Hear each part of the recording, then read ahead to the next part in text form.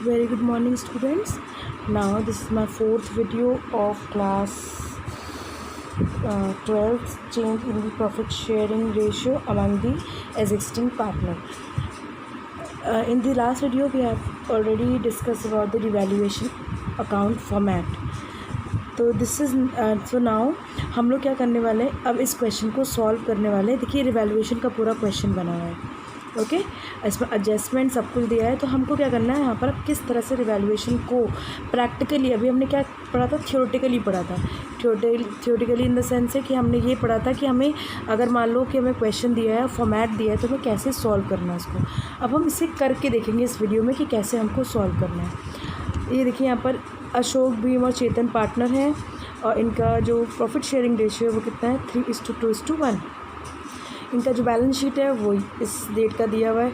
तो हमको देखना है बैलेंस शीट. अब ये बैलेंस शीट है, क्रेडिटर ये सब दिए हुए हैं. हमको इनमें से एक्यूमुलेटेड प्रॉफिट या लॉस देखना पड़ता है, जो कि हमें पार्टनर्स कैपिटल में मदद करता है. तो पहले तो हम जब भी हम फॉर्मेट बनाते हैं रिवैल्यूएशन का, तो हम इस चीज़ का ध्यान रखते हैं कि हमें पहले क्या बनाना है, सीक्वेंस, यानी कैसे कैसे हमें क्या क्या बनाना है. तो देखिए हमें पहले क्या बनाना होता है. पहले हमेशा हमको रिवैल्यूएशन बनाना होता है. देन सेकेंड स्टेप होता है इसका पार्टनर्स कैपिटल. थर्ड स्टेप में अगर कैश या बैंक अकाउंट पूछ रहा है क्वेश्चन में, तब अगर ये आस्क्ड है, ये दो तो क्या है, कंपलसरी है. दिस इज़ नॉट कंपलसरी, मतलब कि ये ज़रूरी नहीं कि आप बनाएं, आपकी मन है बनाएं. अगर क्वेश्चन पूछ रहा है तो आप बनाएंगे, अदरवाइज़ आपको मन नहीं है तो आप नॉर्मली कैलकुलेट कर सकते हैं. कैश क्या आ रहा है, कैश क्या जा रहा है, तो प्लस माइनस करके भी कर सकते हैं. और लास्ट आते हैं बैलेंस शीट. तो ये तीन जो अकाउंट है ये एकदम कंपलसरी है, ये तो बनाना ही बनाना है. ये वाला कंपलसरी नहीं है, ठीक है. तो आप इसको ध्यान देंगे कि इसका कैसे ट्रीटमेंट होगा. हम क्वेश्चन जब करेंगे तो आपको दिख जाएगा. तो इसको आपको कमांड पे रखना है. इवैल्यूएशन, पार्टनर्स कैपिटल और बैलेंस शीट को अपने कमांड में आपको रखना पड़ेगा, तभी आप क्वेश्चन को सॉल्व कर सकते हैं. नाउ जो क्वेश्चन हमको दिया था उसमें हमने इवैल्यूएशन बना लेंगे, पार्टनर्स कैपिटल और बैलेंस शीट. आजकल जो क्वेश्चन सीबीएसई पूछता है वो क्या कहता है, आप इन सबको वर्किंग नोट्स में डालिए. आपको बनाना क्या है, सिर्फ और सिर्फ जनरल एंट्री. क्वेश्चन होगा तो 8 या 6 मार्क्स का जैसे क्वेश्चन पूछा गया है, मगर आपसे सिर्फ जनरल एंट्री पूछेगा. तो जनरल एंट्री करने के लिए भी आपको इन सबको तो करना ही पड़ेगा, भले ही आपको इसको वर्किंग नोट्स पे दिखाना पड़े. तो आपको सीखना, इसका मतलब सभी है. जनरल एंट्री तो ईजिली हो जाएगी, अगर आपको ये सारे अकाउंट बन जाएंगे तो आप ईजिली जनरल एंट्री कर सकते हो. तो आते हैं पहले रिवैल्यूएशन बनाते हैं. रिवैल्यूएशन का अकाउंट देखिए कैसे बनता है. आप लोग स्केल का इस्तेमाल करेंगे. फॉर्मेट ज़रूर बनाएंगे, फॉर्मेट के बिना क्वेश्चन सॉल्व मत करिएगा, क्योंकि उसके बिना क्वेश्चन सॉल्व होगा भी नहीं. नंबर फॉर्मेट्स के भी होते हैं. तो ये हमारा हो गया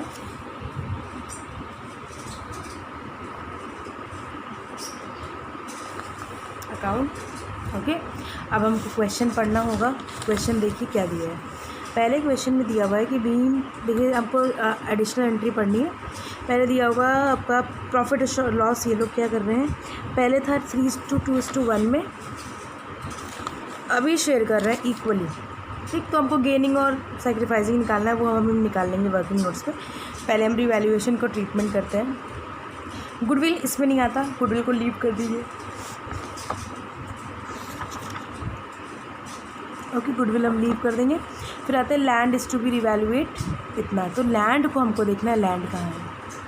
लैंड था 1 लाख और अभी कितना हो गया है, 1,60,000. ओके तो ये क्या हो गया, एप्रिशिएट हो गया, यानी कि बढ़ गया है. तो अगर असेट मान लो इंक्रीज़ होता है तो किस साइड लिखा जाता है, बाय इंक्रीज़, या फिर इंक्रीज़ इन असेट नहीं है, ये तो फॉर्मेट में था इंक्रीजिंग एसेट. तो आप क्या कर दोगे, लैंड एंड बिल्डिंग, यही था ना. और कितने से हो रहा है, कितने से, यानी कि पहले था 1 लाख, फिर हो गया 1,60,000, यानी कि 60,000 से इंक्रीज़ करा है. तो आप माइनस करके यहाँ वैल्यू लिख देंगे. ओके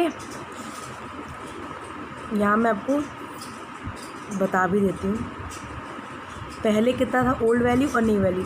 तो ये माइनस में अगर इसका मतलब क्या बढ़ रहा है, इसकी वजह से किस साइड आया है, इधर आया है. ओके फिर आते हैं next building be depreciated by 6%। Okay, building देखिए, बिल्डिंग कहाँ है, ये रही बिल्डिंग, बिल्डिंग है 1,00,000। अब वो डेप्रिशिएट कर रही है तो हमको क्या करना है, बिल्डिंग को 6% से डेप्रिशिएट कर रही है,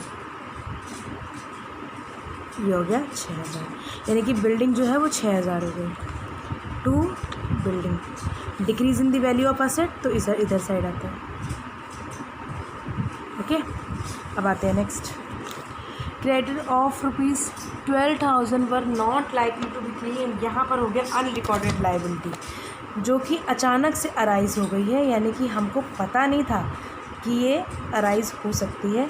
अब देखिए यहाँ पर लिखा है creditor of 12,000 were not likely to be claim, यानी कि ऐसा होना नहीं था, यानी कि वो क्लेम होनी नहीं थी, और अचानक से क्या हो गया, वो क्लेम हो गई। ओके, क्रेडिटर 12,000 के were not likely to be claim, ये बता रहा है कि एक ऐसे क्रेडिटर थे जो हमने लिख के रखे हुए हैं, पर वो इस्टेब्लिश यानी कि अराइज नहीं होने वाले, तो हमने इसको रिटर्न ऑफ कर दिया। रिटर्न ऑफ यानी कि इसको अपनी बुक से हटा दिया। तो हटाना मतलब क्या, क्रेडिटर क्या होती है, लाइबिलिटी। अगर आपने क्रेडिटर को हटा दिया है तो इसका मतलब लाइबिलिटी क्या हो गई, डिक्रीज़ हो गई। तो डिक्रीज़ इन लाइबिलिटी किस साइड आता है, इस साइड, यानी कि क्रेडिट साइड में आता है।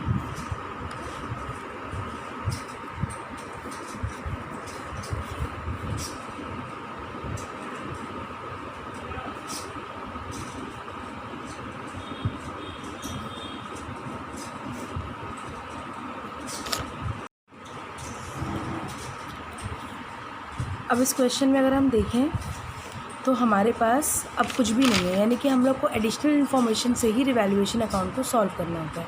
तो हमारे पास अब एडिशनल में कुछ नहीं है, तो अब इसको हम क्या करेंगे, टोटलिंग कर दो। टोटलिंग आपके अकाउंट्स में हर जगह एक बराबर रहती है, जैसे आप लेजर भी करते हो तो आपकी एक बराबर ही रहती है यहाँ पर। तो ये हो जाएगी 72,000, ये भी हो जाएगी 72,000, यानी दोनों साइड इक्वल हो गया। अब हमें क्या करना है, इनको कर दो। अब इस साइड में, जिस साइड में ज़्यादा कम होता है, ये बैलेंस करते हैं हम लोग, तो इस साइड में अगर आ रहा है कम तो यहाँ पर प्रॉफिट ऑन रिवैल्यूएशन। कौन से पार्टनर है आपके पास, अशोक भीम, अशोक भीम चेतन, ठीक। यहाँ पर 6,072 से माइनस कर देंगे तो आएगा यहाँ पर 62, इन सबको 72, इन दोनों को जब प्लस करेंगे तो यहाँ 72, इन दोनों को प्लस करेंगे 70, यानी कि इक्वल हो गया। अब 66 को हमको क्या करना है, ओल्ड रेशियो में डिवाइड करना है। ओल्ड रेशियो आपका है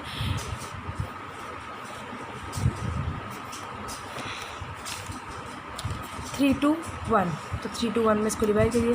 3:1 यानी कि अपॉन होगा 6, तो पहला हो जाएगा 33, दूसरा हो जाएगा 22, तीसरा हो जाएगा 11। ओके, ये हो गया आपका रिवैल्यूएशन। बहुत ही इजी तरह से रिवैल्यूएशन बनता है, सिर्फ आपको असेट को पकड़ना है कि किस साइड डिक्रीज़ है, किस साइड इंक्रीज़ हो रहा है। अगर आप ध्यान देंगे तो बहुत ही ईजिली हो जाएगा। अब नेक्स्ट स्टेप हमारा क्या था, यहाँ पर रिवैल्यूएशन के बाद हम बनाते हैं पार्टनर्स कैपिटल।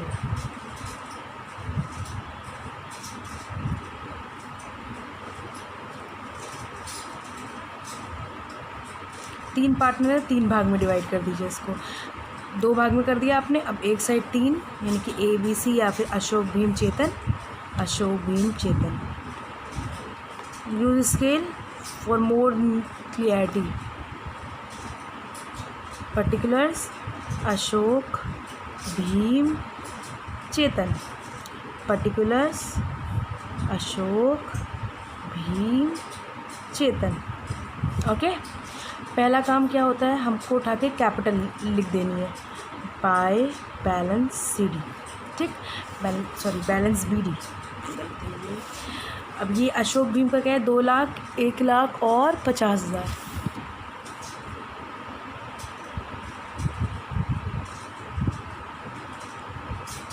ये आपने लिख दिया। नेक्स्ट स्टेप हो सकता है ये प्रॉफिट लिखना, तो आप यहाँ पर प्रॉफिट लिख सकते हैं।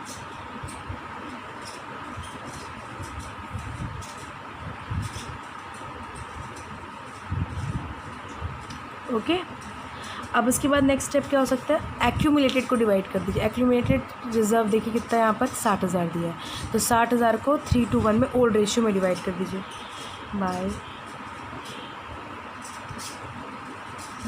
3:1 में। तो पहला हो जाएगा 30,000, दूसरा हो जाएगा 20,000 और तीसरा हो जाएगा 10,000। बस ठीक है, अब आगे देखते हैं, आगे कुछ और यहाँ बच रहा है। यहाँ तो ऊपर कुछ नहीं है। अब हमें क्या करना है, बस ये लास्ट स्टेप ये रह गया, गुडविल ऑफ द फर्म को डिवाइड करना है। 30,000 दिया हुआ है तो गुडविल ऑफ द फर्म, पहले इनका रेशियो था 3:2:1, दोबारा इनका रेशियो हो गया इक्वली। तो हमको वर्किंग नोट्स पे निकालना पड़ेगा कि कौन सेक्रीफाइस है, कौन गेन कर रहा है।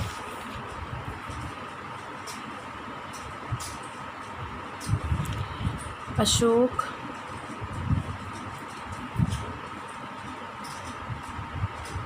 ओल्ड रेशियो है 3/6, 2/6, 1/6। बाद में ये लोग इक्वल रेशियो में शेयर कर रहे हैं। आप निकाल लीजिए इसको। 1/6 ये सेक्रीफाइस कर रहा है, इसका मतलब। ठीक, यहाँ देखिए 6, ये कुछ भी नहीं कर रहा ना सेक्रीफाइस ना गेन, क्योंकि इनका 0 आया है। अब इधर आते हैं,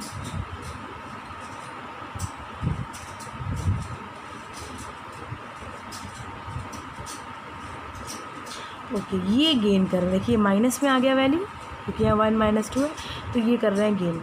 तो एक गेन कर रहा है, एक सेक्रीफाइस। इनका ट्रीटमेंट नहीं होगा, इनका होगा। ओके, अब इनका ट्रीटमेंट कैसे करेंगे हम, देखिए बाय। अब कौन गेन कर रहा है, कौन सेक्रीफाइस? आपका जो चेतन जी हैं, ये क्या कर रहे हैं, गेन कर रहे हैं। यानी कि सी वाला क्या कर रहा था, गेन कर रहा था। यहाँ पर सी गेन कर रहा है, यानी कि चेतन गेन कर रहा है, ये सेक्रीफाइस।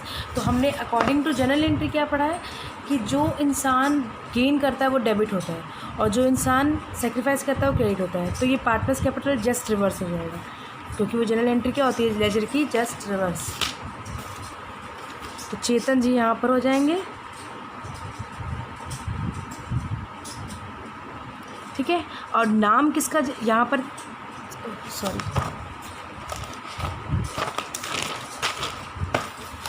ओके, यहाँ पर क्या हो जाएगा, एंट्री होगी यहाँ पर बाय चेतन। चेतन क्या कर रहे हैं, गेन कर रहे हैं, तो रिवर्स एंट्री करनी होती है हमको, ठीक। और यहाँ पर देखो हमारी एंट्री क्या होगी, जनरल एंट्री यहाँ लिख देती हूँ मैं। चेतन गेन कर रहा है टू अशोक, चेतन टू अशोक होगी, ये एंट्री होगी जनरल। अब लेजर में पोस्टिंग क्या होगी, पोस्टिंग होगी चेतन की यहाँ, अशोक की यहाँ। तो यहाँ लिखेंगे टू अशोक, कैपिटल अकाउंट, ठीक। अमाउंट कहाँ लिखा जाएगा, अमाउंट तो उसी का लिखा जाएगा जिसकी एंट्री होनी चाहिए। अब देखिए चेतन यहाँ डेबिट है, तो चेतन में यहाँ पर डेबिट पे एंट्री कर देंगे। डेबिट में कितनी एंट्री जाएगी, अच्छा हमने सॉल्व ये भी नहीं किया, सॉल्व कर लेते हैं। 30,000 गुडविल थी, और क्या रहता 1/6, तो 50,000 आ जाएगा। दोनों का 50,000 की वैल्यू हो जाएगी। तो यहाँ पर अच्छा ये 1/6 कैसे आया, ये भी अगर मैं बताऊँ तो यहाँ से आया ये 1/6, आपने सॉल्व किया है 1/6 दोनों का 1/6 निकालेंगे तो एक प्लस और एक माइनस में आएगा। तो चेतन यहाँ पर कर देंगे, चेतन में 50,000, और यहाँ पर कर देंगे अशोक में। यानी कि अमाउंट तो अशोक और चेतन का सही लिखा है, बस नाम डिफरेंट हो जाता है। मैंने आपको लेजर और उसको बताते समय, पढ़ाते समय क्लास 11th में भी आपको बताया था कि जैसे मान लो कैश टू कैपिटल है, तो एंट्री कैश और कैपिटल की ही होगी, मगर बस नाम जो होते हैं वो रिवर्स हो जाते हैं। ओके, तो यहाँ पर भी सेम चीज़ है। अब यहाँ पर पूरे अकाउंट में कुछ भी नहीं बना, हमको बनाना क्या था, revaluation, partners capital, balance sheet. Okay, तो बैलेंस शीट बस रह गया, तो पहले पार्टनर्स कैपिटल को आप बैलेंस कर लीजिए।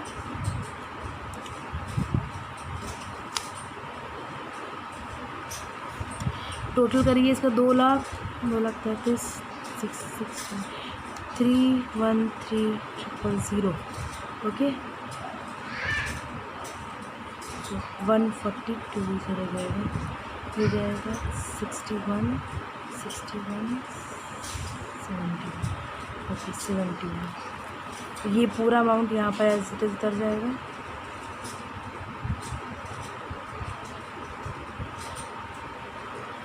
अब यहाँ पर हम बैलेंस निकालेंगे, बैलेंस सीडी। अब बैलेंस सीडी में देखिए ये तो पूरा अमाउंट इन दोनों का एज इट इज आ जाएगा।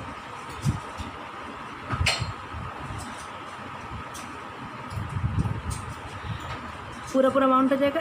ये अमाउंट जो है ये इससे माइनस हो जाएगा, यानी कि कितना बैलेंस बचेगा। अगर 71,000 में से 50,000 माइनस कर दे तो हो जाएगा यहाँ पर 21,000। ओके, ये पूरा एज इट इज, यहाँ पर कुछ दिया नहीं इसलिए यहाँ पर माइनस की वैल्यू नहीं आएगी, ये पूरा उतर जाएगा। बस यहाँ पर मैं वैल्यू दी हुई है इसलिए जो माइनस करके आएगा जिसकी वजह से पूरा बैलेंस इक्वल हो सके तो 70 बनाएंगे। अब हम बनाएंगे बैलेंस शीट। इस क्वेश्चन को करने में मैक्सिमम 10 मिनट्स लगते हैं, उससे ज़्यादा नहीं लगेंगे। अगर आप प्रैक्टिस करोगे तो आपकी कमांड हो जाएगी इसको करने में। अब ये कौन सा बना रहे हैं हम, ये बना रहे हैं April 31 यानी कि 1 अप्रैल 2015। ओके ठीक, यहाँ हो जाएगा liability balance sheet as on rupees. ठीक, अब इसको बनाने का तरीका इनको देखना होता है, यानी कि लास्ट बैलेंस शीट को आप देखिए। लैंड आपका था यहाँ पर इतना है, मगर हमारा जब रिवैल्यूएट हुआ तो ये हो गया था 1,60,000 का। बिल्डिंग देखिए, बिल्डिंग कितनी थी, 1,00,000 की थी, मगर इसमें डेप्रिसिएशन था 6% का, तो 6% डेप्रिसिएशन लगा दीजिए इसमें।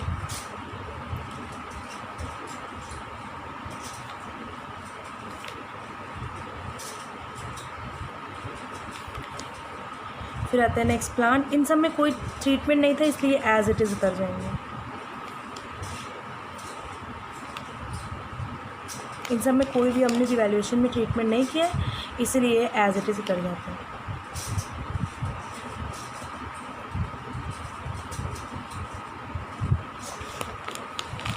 ओके, अब आते हैं क्रेडिटर्स पे। क्रेडिटर हमारे कितने हैं, यहाँ पर दिए 1,00,000, मगर क्रेडिटर का एक ट्रीटमेंट हमने किया है कि ये अचानक से ये हमको राइट ऑफ करना है, तो यानी कि 1,00,000 में से 12,000 माइनस कर दीजिए।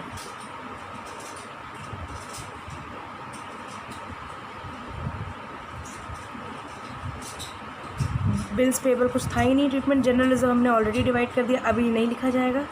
कैपिटल उठा के लिख दीजिए जो आपने पार्टनर्स कैपिटल में निकाला हुआ है। अशोक, महीम, चेतन।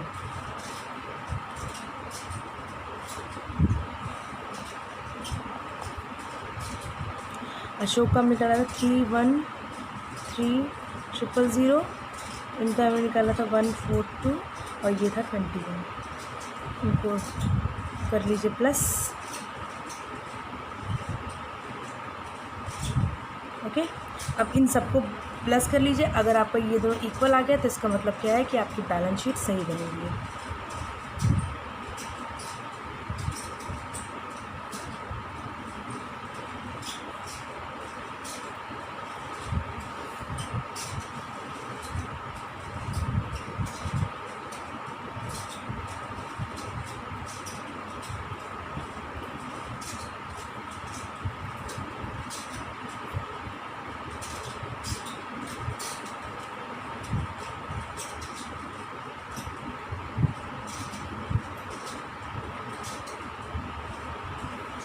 ओके, ये इक्वल आ रहा है, इसका मतलब क्या हो गया कि आपका क्वेश्चन पूरा सही है, बैलेंस शीट इक्वल आनी चाहिए। तो हमने यहाँ पर सीखा गया रिवैल्यूएशन बनाने का तरीका। ओके, रिवैल्यूएशन में आपको ध्यान रखना पड़ेगा क्या असेट इंक्रीज़ या क्या डिक्रीज़ कर रहा है।